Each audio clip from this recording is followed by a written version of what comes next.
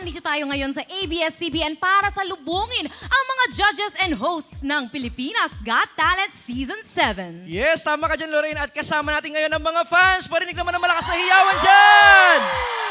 Grabe nga Yes. ang energy nila, no Wise. Pagpunta pa lang natin dito, grabe.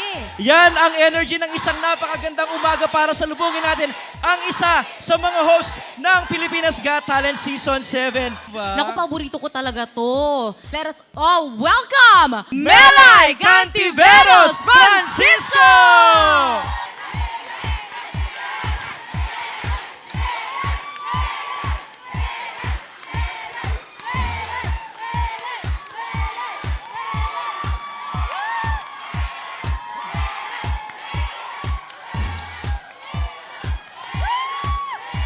Miss Melay, hello po. Magandang umaga sa iyo. Miss Melay, magandang umaga. Good morning sa'yo. You look so ravishing this morning. Wow, gusto ko yung ravishing, ha? Yes. Takot naman ako, akala ko you look so rabbit. Parabbit. Hindi yun. Pero Miss Melay, magandang umaga sa'yo. And ano naman ang pakiramdam mo na ikaw ay sa mga hosts ng Pilipinas Got Talent Season 7?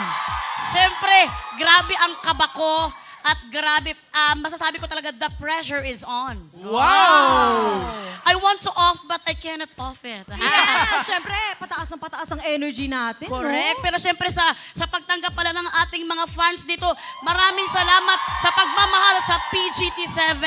And I feel so overwhelmed and to God all be the glory for this show. Yes! Last question. Do you feel any pressure right now? 100% pressure.